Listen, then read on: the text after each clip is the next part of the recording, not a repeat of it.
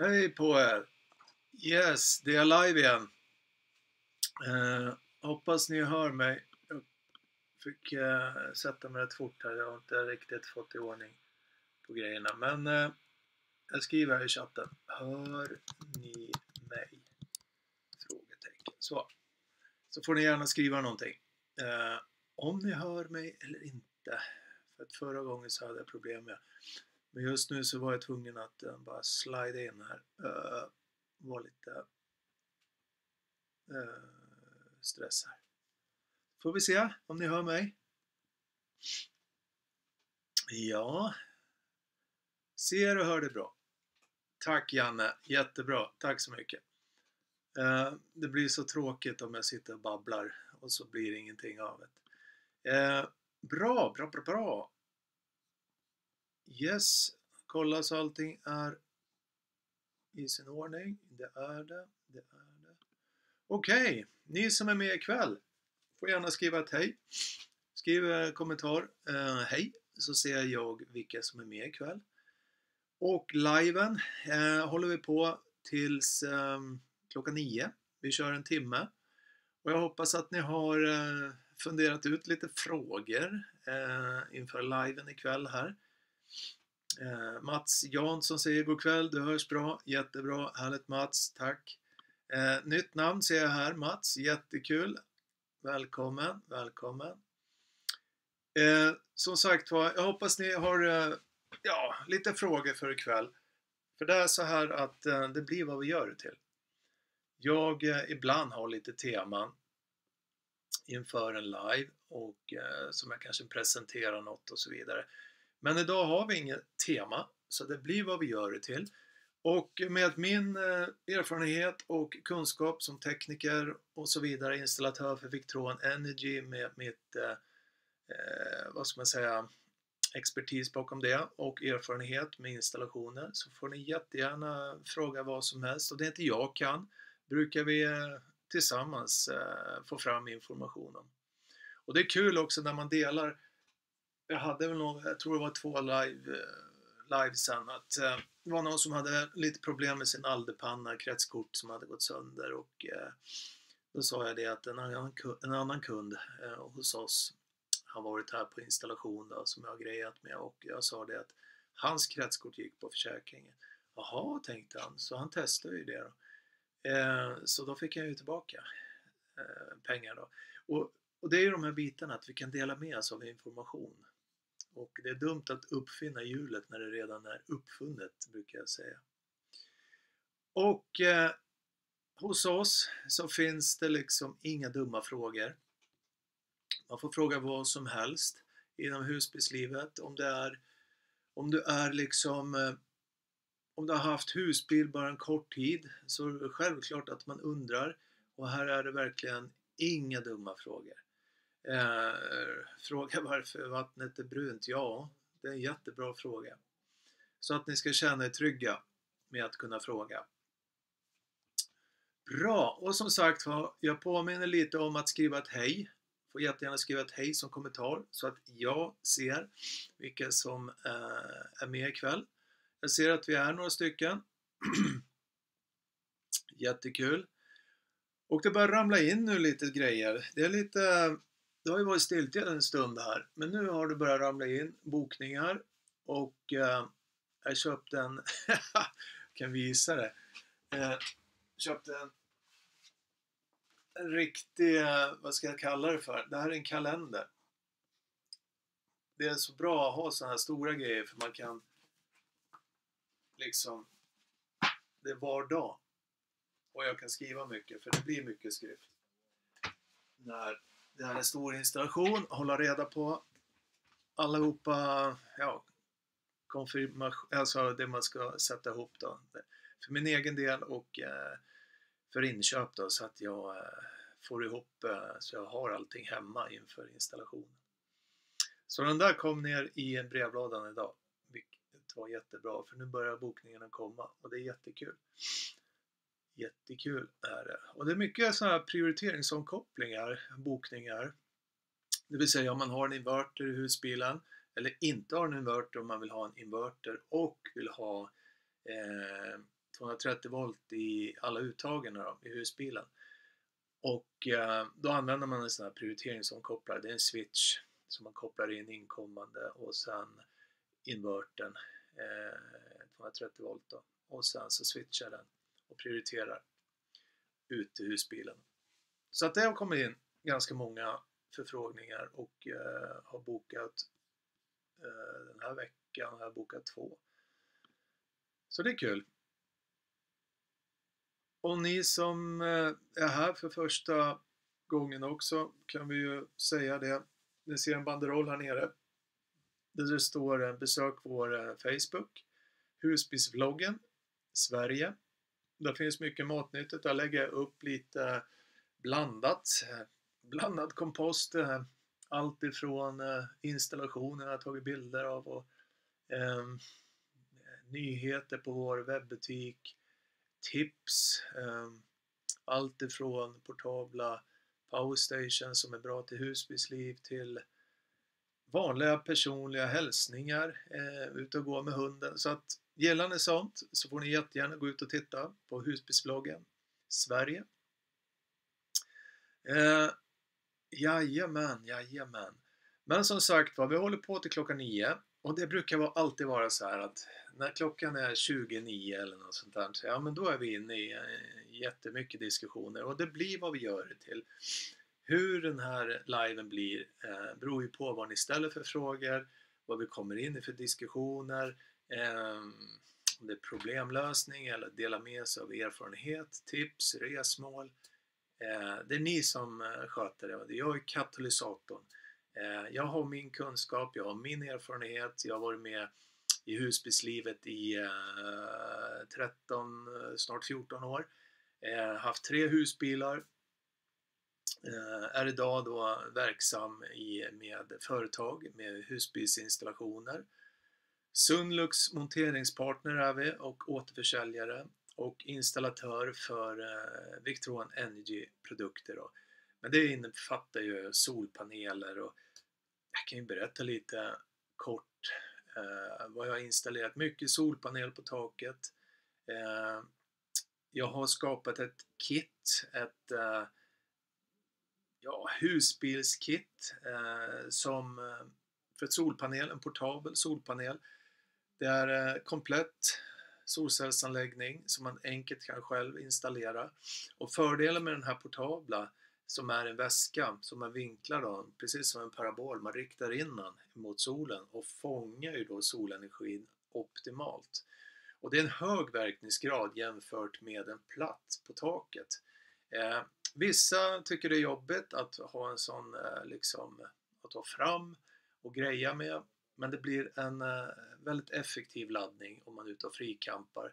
Kan vara bra. Jag installerar många kompletteringsanläggning kan man ju kalla det för.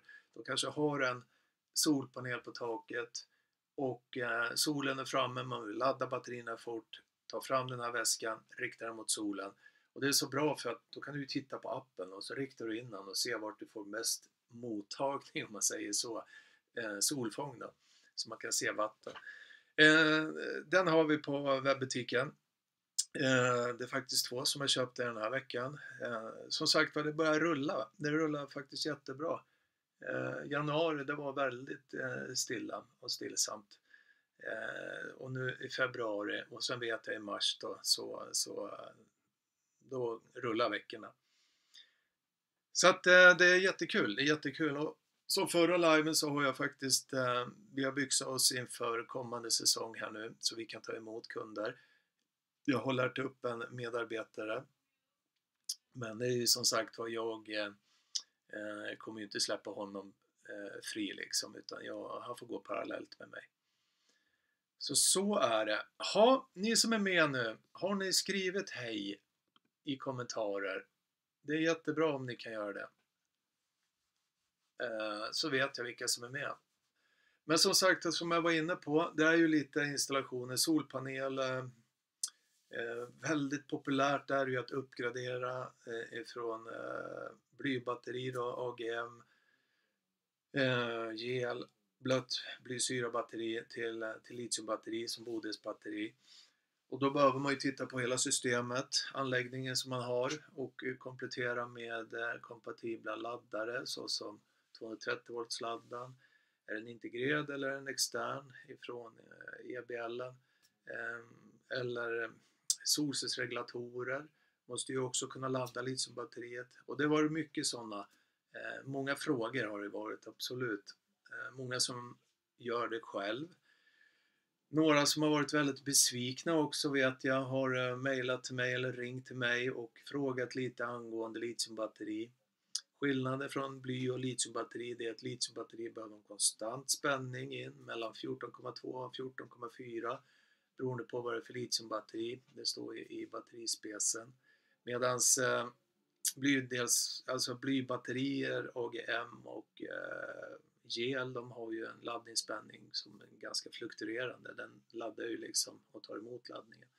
Men litiumbatteriet får han inte en konstant spänning så får max ha en tolerans mellan 14,2 och 14,4 volt och stänger av för laddning. Och då får man ju driftstörningar i sin laddning. Mycket frågor har det varit och det var en som hade varit på någon mässa vet jag och sa det till mig att han hade pratat med någon försäljare där då. Och han lovade guld och gröna skogar så han köpte det där, han kallade det för plug and play. Litiumbatteriet, det var bara att sätta dit plus och minus och allt var frid och fröjd. Och så ringde han till mig och så förklarade jag liksom att det kommer att bli driftstörningar. Han hade också en solcellsregulator som inte alls var kompatibel med litiumbatteri och jag sa det att många gånger säger man att det är plug and play men det är så mycket som ska tunas in och ställas in så jag brukar säga det är plug and pray ungefär. Så att det är lite så. Men det har varit en väldigt trendig händelse förra året och det tror jag kommer fortsätta även i år. Sunlux som vi är i monteringspartner till är ju faktiskt deras litiumbatteri har ju verkligen tagit skruv och de har ju lanserat ett 180 ampere då, litiumbatteri som är kompatibelt direkt då med Victron Energys Serbo och det finns ju många fördelar med Sunlux litiumbatteri till husbilen. Den är väl anpassad, måtten på själva batteriet är standardmått, får plats under passagerarsätet, det är egentligen bara att byta ut. Så att jag har varit jättenöjd med dem. Ja, då ska vi se. Vad kul, jag ser. Jag babblar ju på som vanligt här bara. Ni har börjat skriva lite hej och så vidare. Det är jättekul. Jag tänkte jag skulle gå igenom snart och kolla vilka som är med. Så fortsätt gärna. Och skriv. Så jag kan kolla vilka som är med här. Och skriv gärna frågor. Ställ gärna frågor. Det är jättekul. För att det är ju som sagt det blir vad vi gör det tillsammans. Den här liven, jag är bara katalysatorn i det hela. Utan vi är här tillsammans och skapar någonting. Har vi frågor så finns det, antingen har jag svar eller så finns det andra som har svar. Absolut. Ni som följer på som den här banderollen går här nere. Vår Facebook Husbilsloggen Sverige. Jag la ju ut vad var det? Det var väl början av veckan. Våran företagsprofil. Jag håller på som bara den. Alltså Google. Jag vet inte. Har ni varit i kontakt mycket med Google? Och den här företagsprofilen är ju då via Google. Och alltså det är först så är allt frid och fröjd. Och jag håller på att konfigurera. Lägger upp bilder på företagsprofilen. Och en företagsprofil är ju när en kund eller vem som helst som söker på husbilsvloggen så kommer den här kundprofilen upp där det står öppettider, mitt telefonnummer, verksamhetens adress, bilder och där jag kan liksom lägga upp lite saker. Och så rätt som det är så inaktiverar de det. Då vill de ha en video som intygar att jag är ägare till platsen. Så då får man filma live här och greja och intyga med registreringsbevis, Bolagsverket, och så skickar man in det. Ja, då blir den aktiv. Ja, men vad bra, tänker man. Och så börjar man vidare. Och sen tänkte jag här förut, som jag la ut på Husbilsvloggen Sverige, att ni som har varit här som kunder, det är ju jättekul om ni skulle kunna skriva någon recension då, så andra ser hur ni upplever mig som Fredrik som installatör och så vidare. Ja, det gjorde jag det. Och fick jättefina kommentarer och det tackar jag jättemycket för.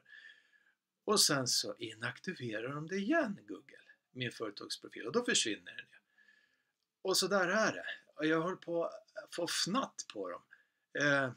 Kan det inte bara få vara liksom så att det kan lägga sig, så att jag kan liksom lägga upp det som ska. Ja, nog om det, jag är bara lite putt på dem.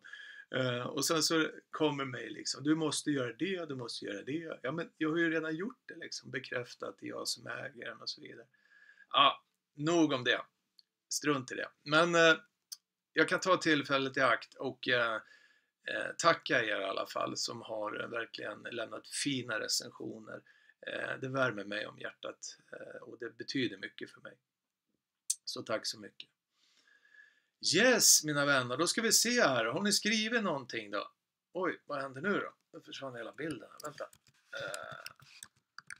Har ni skrivit någonting? Nämen. Vänta, håll i. Vad var det som hände där?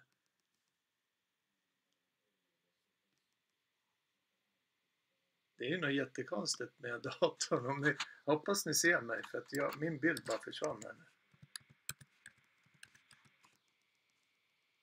Ja, där. Konstigt. Yes.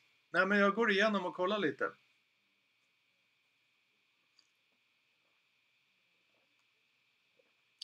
Då ska vi se vilka som är med ikväll. Ja.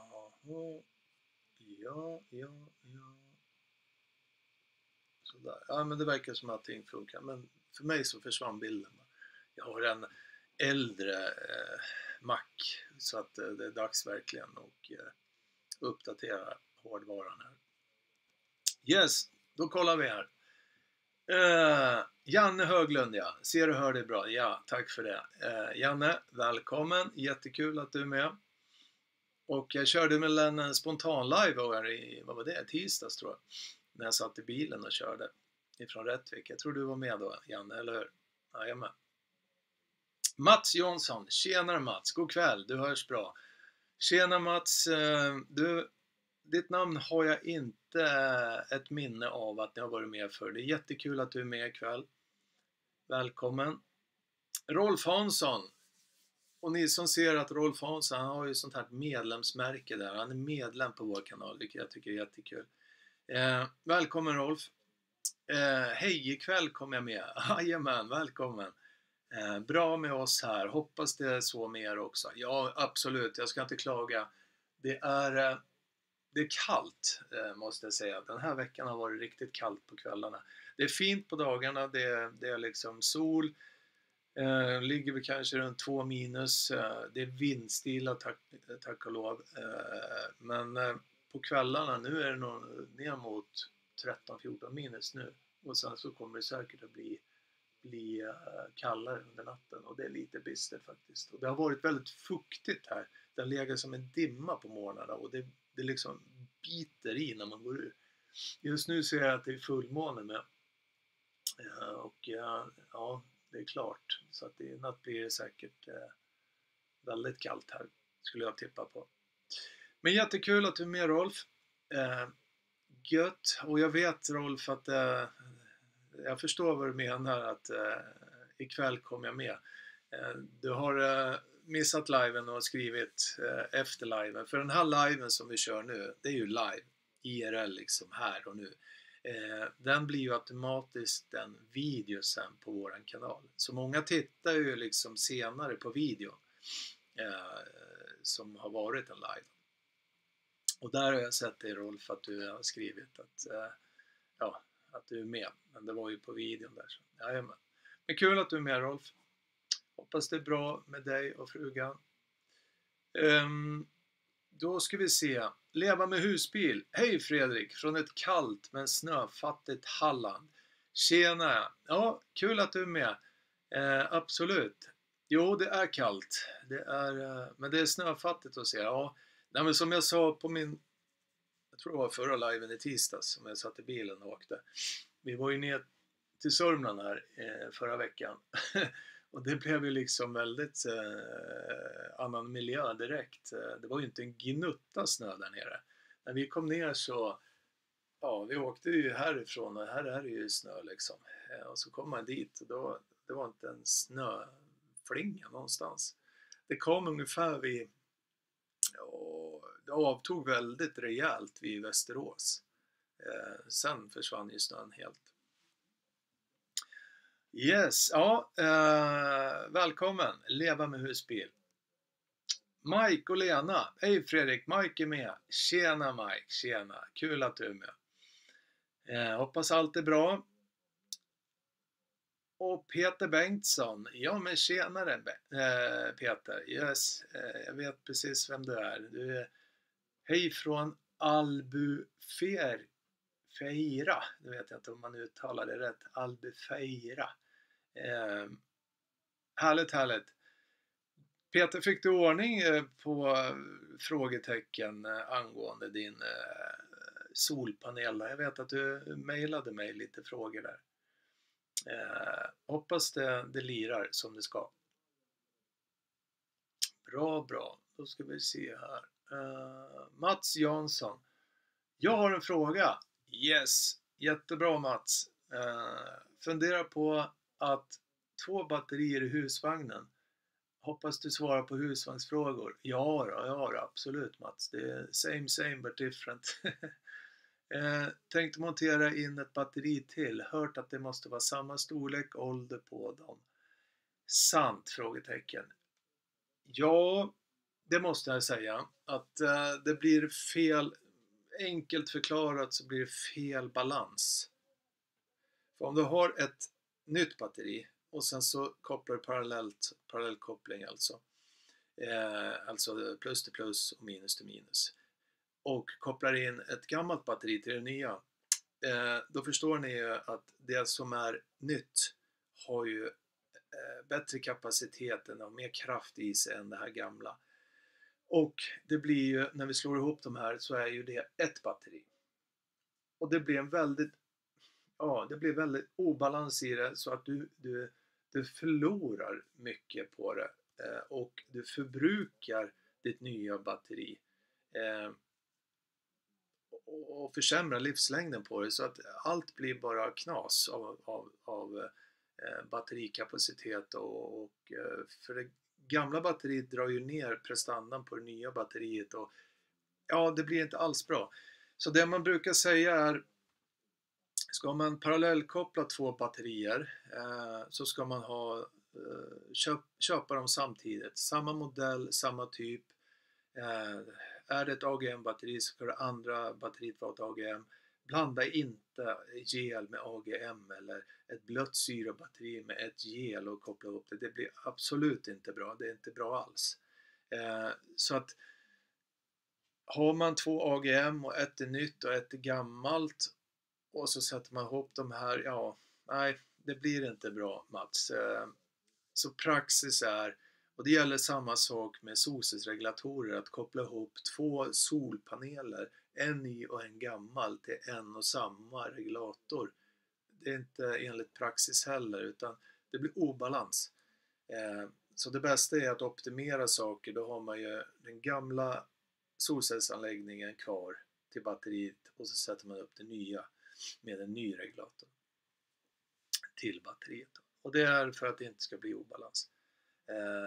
Den drar ner prestandan. Det är inte bra. Men tänkte montera in ett batteri till. Hört att det måste vara samma storlek och ålder på dem. Sant. Ja, jag skulle nog vilja påstå att det är sant. Jajamän.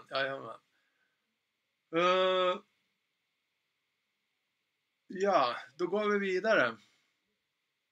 Mike och Lena. Du installerar ju ett 180 amperes, jajamän. Ladda ur till cirka 80%, stängde av.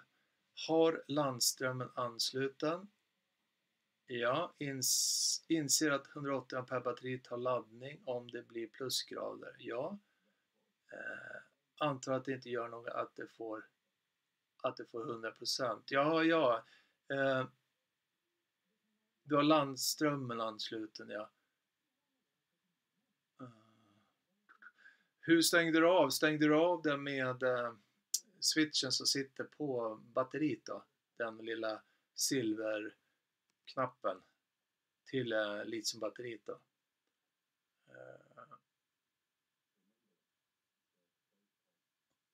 Och det gör ingenting på det viset. Absolut inte.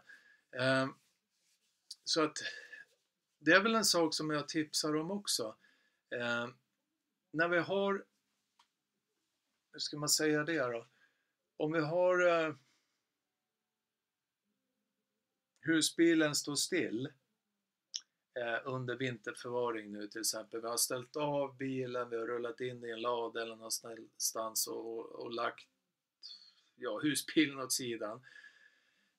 Och så har man en smartshunt installerad, en Victron smartshunt i systemet.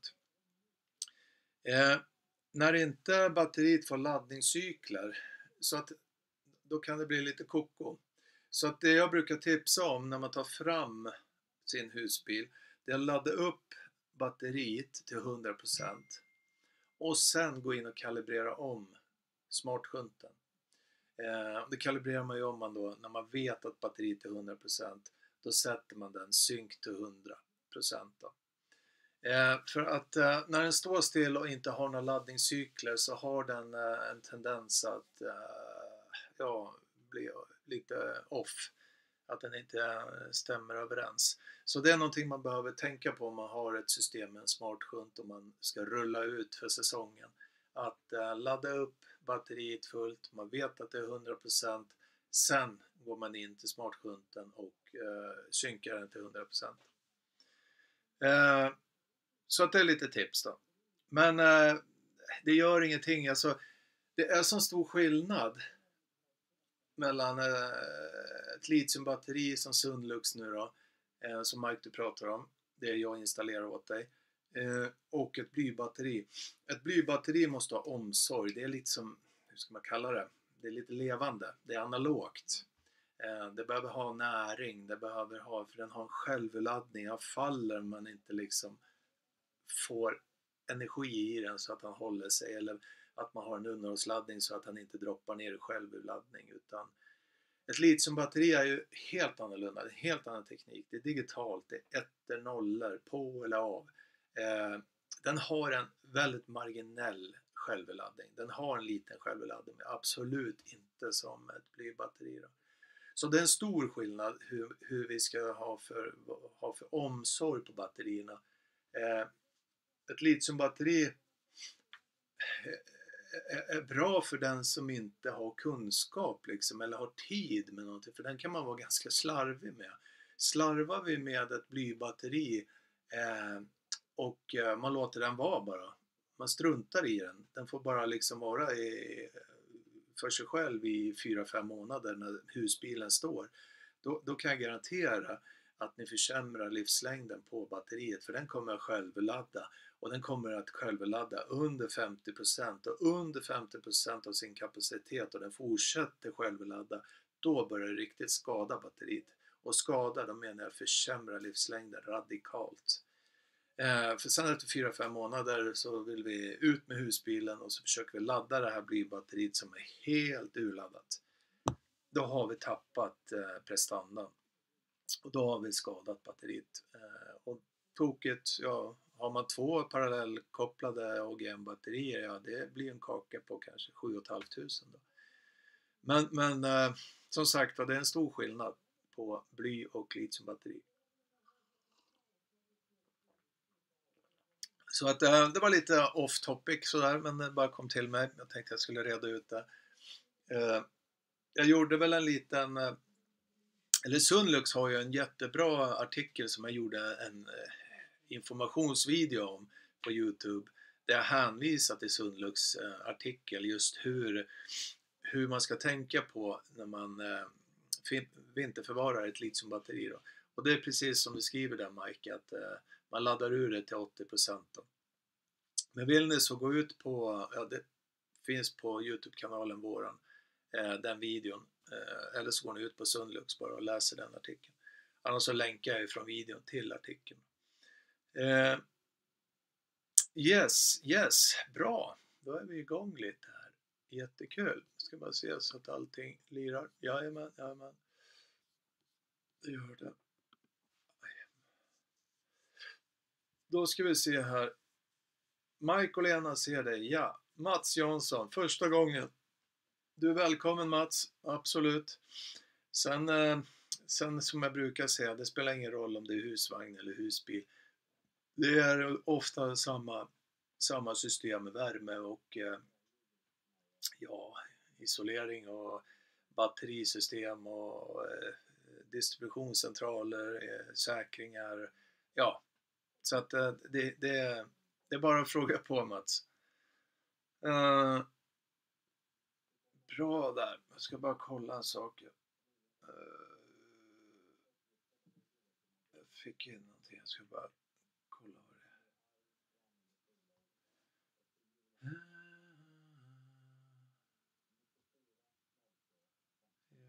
Skriv lite där du, så ska vi se.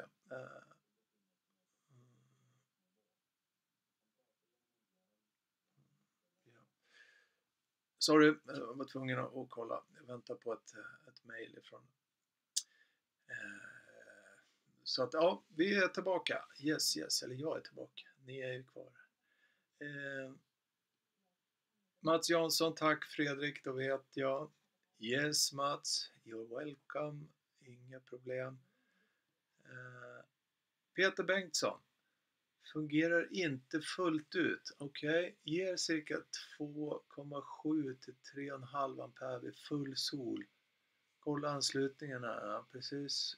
Kanske något fel på solpanelen. Okej. Tänker åka till dig i sommar och återkommer. Ja, men absolut Peter. Kom så kollar vi på det. Det tycker jag. Du kan ju testa. Du vet inte om du har gjort. Jag har sagt det till dig med. Att när du har den portabla inkopplad till batteriet. Och du, som du skriver här, full sol och du har riktat in den och allting. Slå på allting i husbilen så att du belastar batterierna. Slå på alla förbrukare du har i bilen och titta om ni får ett högre utfall. Men det är jättebra. Kom hit Peter, så kollar vi på det. Och det är jättekul om du kommer, då får jag träffa dig med. Bra. Då ska vi se. Mike och Lena stängde av med switchen, lilla silverknappen. Ja, men precis. Jajamän. Mike och Lena, antar Sundlux vinterförvaring gäller när du inte har någon strömförsörjning. Ja, men precis. Ja, det är när man ska... Ja, det man gör, det är att man laddar upp den till 100%, så laddar man ur den till 80% och sen så lyfter man av egentligen polerna eller minuspolen bara. Så att man inte har någon standby förbrukning som drar ner kapaciteten. Sen kan man låta det vara som litiumbatteriet. Yes. Vad bra. Ja, men vad kul. Men ni andra då, som inte har skrivit. Jag ser ju här att vi är några stycken på liven här. Ni får jättegärna skriva vad ni är. Bara ett hej, så jag ser vilka som är med. Just nu så är det Rolf, Janne, Mats, Mark och Lena, Peter. Och det är jättekul. Härligt. Och som ni ser, som jag sa, jag kan ju nämna det också, att ni ser det som på Rolf Hansson har ett litet medlemsmärke, och vill ni så får ni jättegärna bli medlemmar på våran YouTube-kanal. Där man har liksom som, vad ska man säga, förmåner. Jag håller på här bara. Jag tänkte jag skulle lägga upp det på liven. Man har förmåner som jag har delat upp det i 2 olika nivåer. Antingen så är man superprenumerant. eller så är man ultraprenumerant. Och superprenumerant, det är liksom en nivå som man verkligen tycker om det vi gör, vill följa oss, få vara med på medlemslivar, spontana medlemslivar som bara medlemmar har tillgångar till. Ni får en checklista om ni vill ha, kallar för en checklista i en affär, det som kan vara bra. En praktisk lista att ha med sig när man åker från en ställplats, att antennen är nere, man kan liksom titta på den här. Och sen så framförallt att ni stöttar vår kanal och för framtida inspelningar och så vidare. Och sen är ju den stora delen varför jag har också medlemskap, eller vi på Husbilsvloggen, det är ju för att det är så många som vill fråga och jag måste prioritera min tid. Och det är så att ni som är medlemmar som ultraprenumerant, ni prioriterar ju att hjälpa när ni har en egen installation, ni vill ha tips, råd och rön och så vidare. Hur skulle du tänka det här? Hur skulle du koppla? Eller så har ju någon kanske kopplat som har varit flera gånger, så vill de med FaceTime liksom skanna av, så får jag titta liksom, ja men det där ser jättebra ut och det där och det där. Har jag kopplat shunten rätt, eller sitter säkringar där de ska vara och så vidare. Så att det är därför jag har, och då just nu så kommer det mycket förfrågningar och då brukar jag faktiskt guida dem direkt till att bli medlem först, för jag måste min tid här begränsa. Jag går upp 5 på morgonen, packar ordrar, svarar på diverse mail och sen så börjar dagen. Så att vill ni vara med i Husbilsvloggen som medlem, så att jag lämnade, där blir det spegelvänt, jag lämnar länken där. Tryck på den så kommer ni till en viss sida där jag också kommer upp som en video där jag presenterar mer ingående vad ni kan förvänta er av medlemskap då. Men det tycker vi är jättekul om ni vill bli medlemmar. Bra, då ska vi se.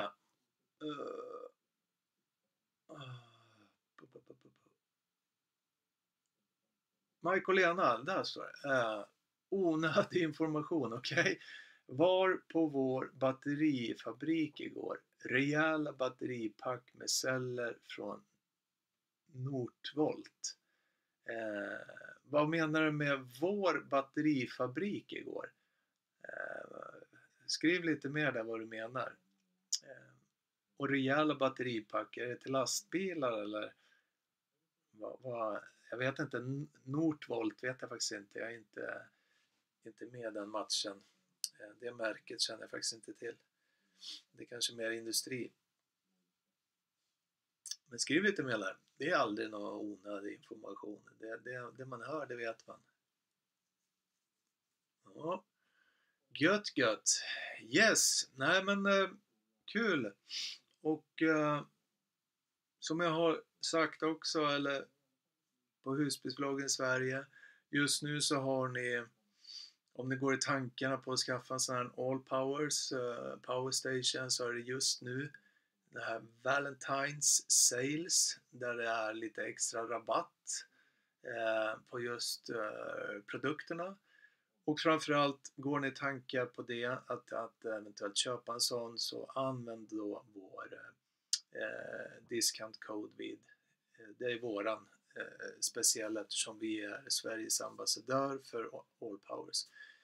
Och våran discount code ger 10% på redan nedsatta priser. Så just nu så blir det ett bra pris med Valentine's Day Sales. Bra! Mike och Lena, Scanias, ja precis. Jobb lastbilar ska vara Northvolt i Skellefteå. Ja. I Skellefteå där uppe, ja precis. Ja, så då blir det mycket transport nu då mellan Skellefteå och sätts bilarna ihop i Södertälje med eller? Som vanligt. Det blir mycket transporter från Skellefteå ner till Södertälje. Jag var ju med ett tag när det var i Falun här uppe. Det blev mycket transporter. Och sen innan dess, det var ju uppe i Norge också. Vad var det? Var det Umeå? Ja, jag tror det var något sånt. Och sen så gjorde de ju mera centralt förutom Oxelösund då. Eller nej, inte Oxelösund, Oskarshamn heter det väl. Hytterna. Ja, men det är kul att se lite nytt.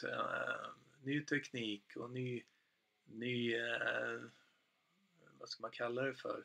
Nytänk.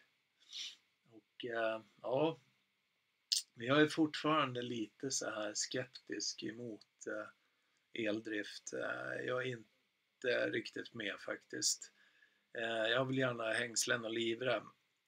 Hybrid, okej, men en helt elbil, det skulle inte jag känna mig bekväm och trygg i faktiskt. Speciellt när man bor så här lite utsidor, större städer och ja, nej, jag känner mig inte riktigt bekväm. Jag tycker inte vår infrastruktur riktigt är där än i Sverige. Okej. Vad står det? Mike Lena. Värt att poängtera att litiumbatteri husbil inte är litiumjon. Okej. Vad menar du med litiumbatteri husbil då? Mike. Ja, allt BEV är i Södertälje. Balkar och bakaxelbrygger från Luleå. Ja, just det. Luleå var det. Det var inte Umeå. Hyttar Oskarshamn. Smygreklam. Ja, precis. Men går i tidig pension om 2 månader. Ja, men vad skönt. Vad härligt att höra att du går i pension och sen har ni fixat husbilarna också här inför. Ja, men det låter ju helt suveränt. Jättekul. Börja leva livet nu, Mike. Det tycker jag är rätt i.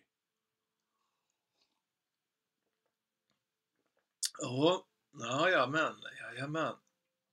Jo, apropå att det blev mycket Scania-prat här nu, det är för att jag har ju jobbat mycket på deras underhållsavdelning Dynamite som förvaltar underhållet på Scania.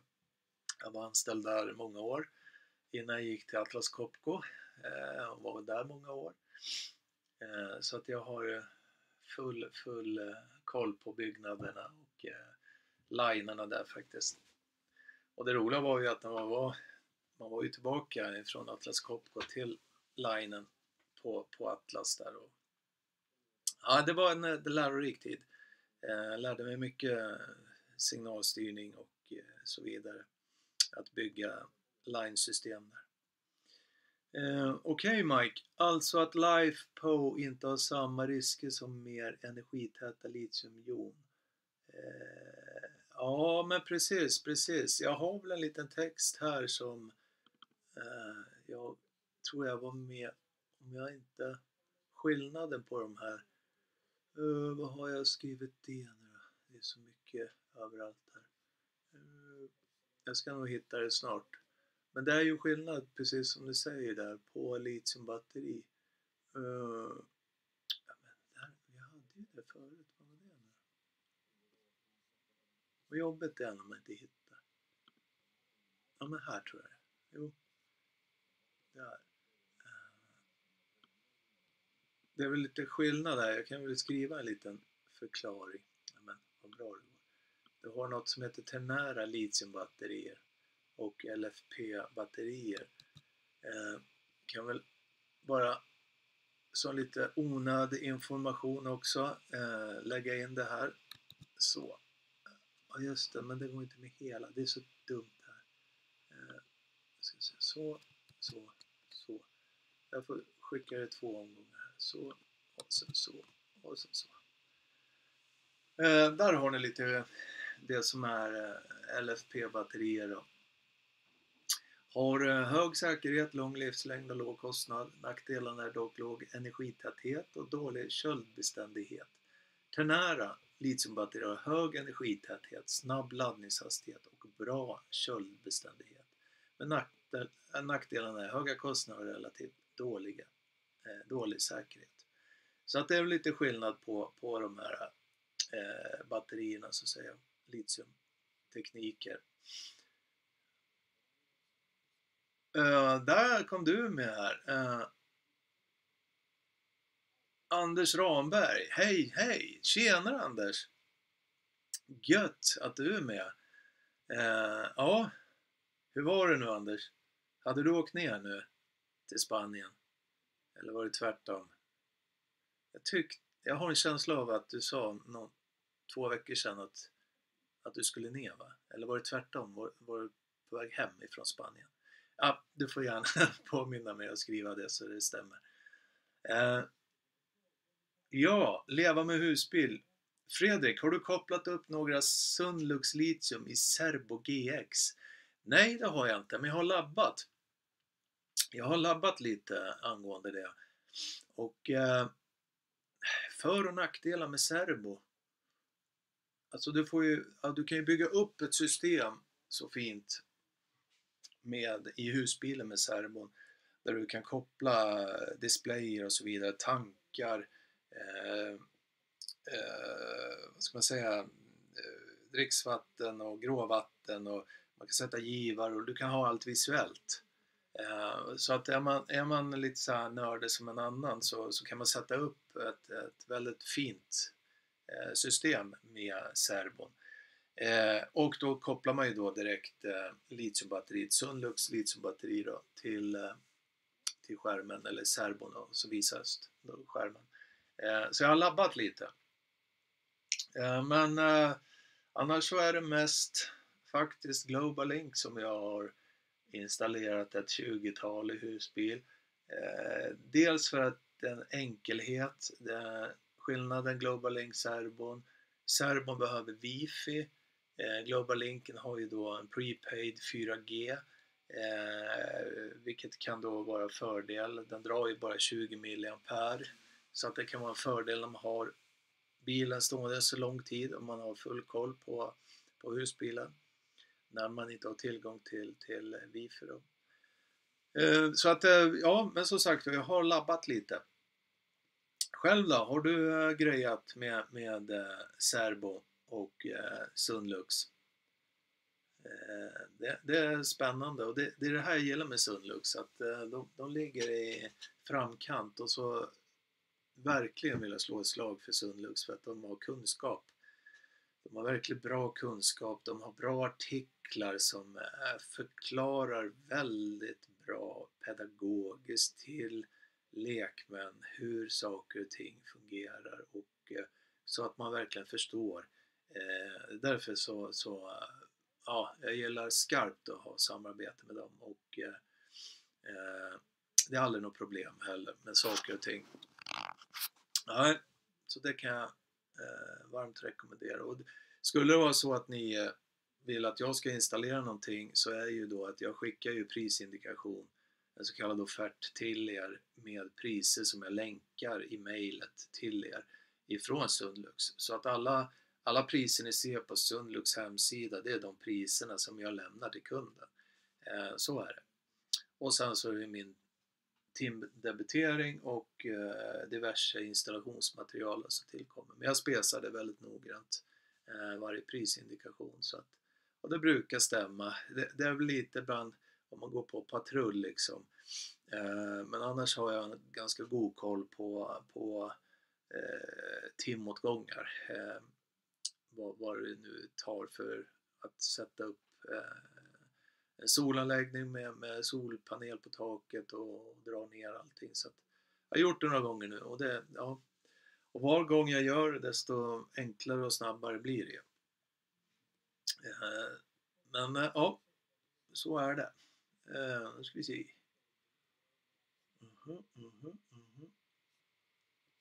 Ja, nu blev det tyst på er. Får gärna skriva fler. Vi har 10 minuter kvar på liven. Så skriv gärna lite mer frågor. Det är alltid kul. Och nu håller jag på att trycka lite här överallt. Så. Klåfingrig som jag är. Ja, men jättekul. Vad mer kan man säga? Man installerar den här stereon till exempel som vi har på vår webbutik är ju väldigt populär. Sonys 9 tums touchskärm kopplad då till backkamera.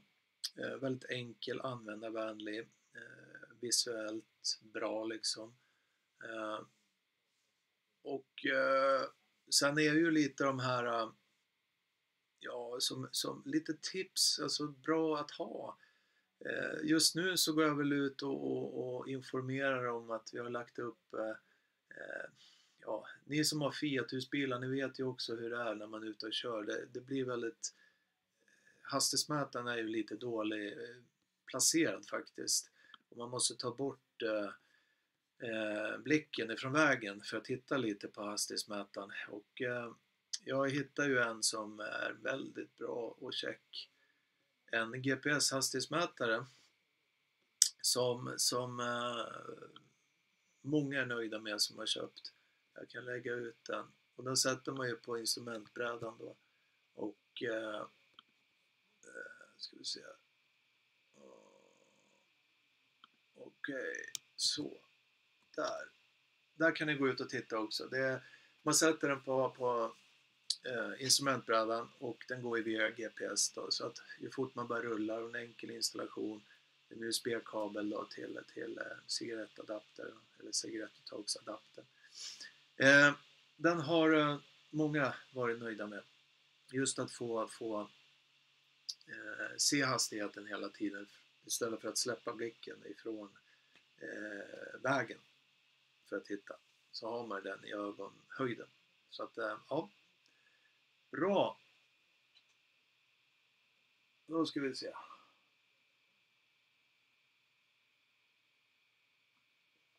Ja. Mike och Lena. Om ni tar hjälp med installationer av Fredrik, rekommenderas att vara med. Det var jag. Man lär sig jättemycket. Ja, men tack så mycket, Mike. Det värmer mig. Jo, men jag brinner ju mycket för det, va. Har man en husbil, och det är väl lite de sakerna som jag fick, ja, innan Google la ner eller inaktiverade min företagsprofil, så var det faktiskt Marita, en av mina kunder, som verkligen poängterade att det var en annorlunda upplevelse att kunna få vara med när jag installerar, istället för att lämna iväg husbilen och sen så hämtar man husbilen och så vet man ingenting. Utan jag tycker om att, om man nu är intresserad, men ofta så blir det en trygghet när jag förstår hur saker och ting fungerar. Många kanske har en rädsla, men med kunskap så hämmar man rädslan. Och jag brinner lite för det där, att om jag ser kunden liksom så här, aha, ja men då förstår jag. Yes, bra. Och sen så just när man gör en installation, så att jag liksom berättar att nu ska vi göra det här, och bara för att och vi ska få ordning det här. Och jag kommer ihåg, Mike, vad du sa till mig faktiskt. Vad var det du sa? Att ja, men det här är ungefär som så här matlagningsprogram, tyckte. Ja, men så var det. Där du liksom berättar hela tiden och presenterar vad du ska göra och så vidare. Och det tyckte du var jättebra. Ja, men det är kul. Tack, Mike. Det värmer. Ja. Då ska vi se. Leva med husbil.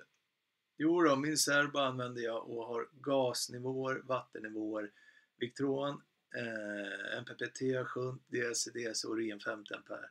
Inverter, nästa steg blir styra AC och kompressor, kylen. Nördar ju en del. Ja, men bra. Ja, bra. Apropå kompressorn där, så har man ju en bra funktion där. Ja, men jag förstår vad du menar. Jo, men är man nörd så är man. Ja, men det är kul. Det är jättekul. Många håller ju på med det här, om man pratar nördigt sådär, så finns det ju Raspberry Pi också att hålla på med. Men Serbon är ju faktiskt en pålitlig, stabil produkt för att bygga ett system från då. Precis som du skriver här, leva med husbil. Då ska vi se här. Farsad Bagherpur. Hoppas jag uttalar det rätt. Hej på dig, jättekul här att du är med. Om man har nedsatt funktion och sitter i rullstol, kan man jobba som elkonstruktör? Jo, men absolut kan man göra det.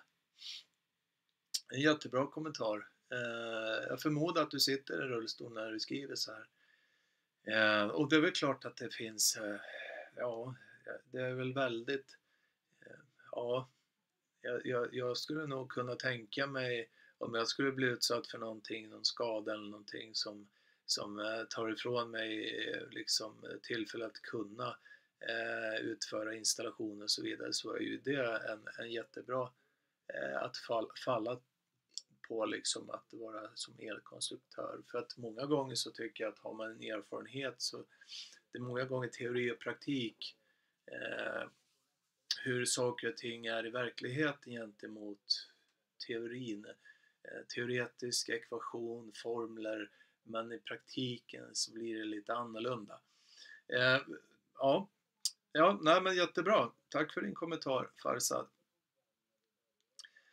Då ska vi se här. Leva med husbil. Installerar du mest trådbundna backkameror eller trådlösa typ Garmin BC4050? Både och måste jag säga. Både och. Jag har en rolig historia jag hörde från en kund. Vad var det? Eller vem var det som sa det? Var det en kund eller? Jag kommer inte ihåg, men jag hörde det. Och just angående de här trådlösa telefonerna, backkamerorna.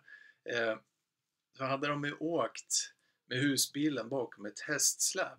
Och i hästsläpet så var det ju då en kamera då, så att de i bilen såg vad hästen gjorde.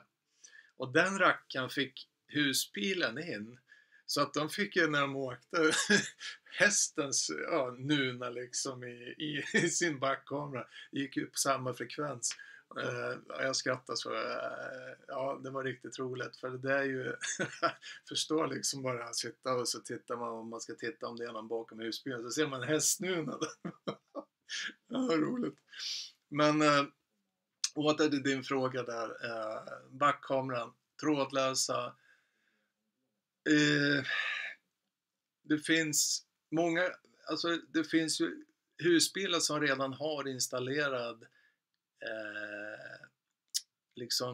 kabel, och då är det med fördel att jag använder den. Men annars så är det ett väldigt krävande jobb att dra kabel ifrån stereouttaget då ända bak och få till en bra lösning att dra kabeln. Därför så brukar jag säga, och de är väldigt, förutom där hästnunan då, de brukar vara krypterade många gånger, men annars så brukar det vara trådlöst som är så mycket enklare att installera. Men är det redan dragna kabel i husbilen så föredrar jag att jacka på den. Absolut. Då ska vi se. Anders har lite problem med min Orion XS 50 ampere som inte stängde av sig vid stopp. Ajda. Lösningen blev en styrkabel till D+ som jag tog i en block och kabel till kylskåpet. Nu funkar DC helt okej. Bra Anders. Det här har jag gått ut med förut och sagt. Problemet som jag har upptäckt många gånger, det är att man har ett och samma system. Solpaneler, solcellsregulator ner till batteriet. Ifrån batteriet så har du ju då kontakt på något sätt i systemet som kan trigga DC-ladden. Så har du den inställd på 14 volt. Regulatorn skickar ju då 14 volt laddspänning och triggar igång DC-ladden. Jag har gjort det många gånger nu att jag, precis som du skriver Anders, jag kör en D+ styrsignal, en remote som aktiverar DC-ladden. Och sen använder jag ju då shutdown engine-funktionen ändå och ställer in då och höjer start voltage till 17 volt typ. Så att inte den någonting i systemet kommer upp till 17 volt som kan trigga igång DC-ladden, utan det är D+ som triggar igång den. Men sen låter engine shutdown ta över vid avstängning. Ja, men jättebra Anders. Och du är på väg till Spanien nu. Ja, men det var den känsla jag hade faktiskt. Står i Odense i natt. Odense. Jag känner igen det. Odense. Var ligger det någonstans? Skriv lite snabbt här. Jag ser klockan är 9, mina vänner. Som jag sa, vi brukar alltid komma igång innan här. Så att Okej, då ska vi se här. Farsad. Tack. Ja, varsågod Farsad. Varsågod. Kom igen nästa gång vi kör live här. Det är jättekul att ha med lite nya människor. Både Mats, ett nytt namn idag.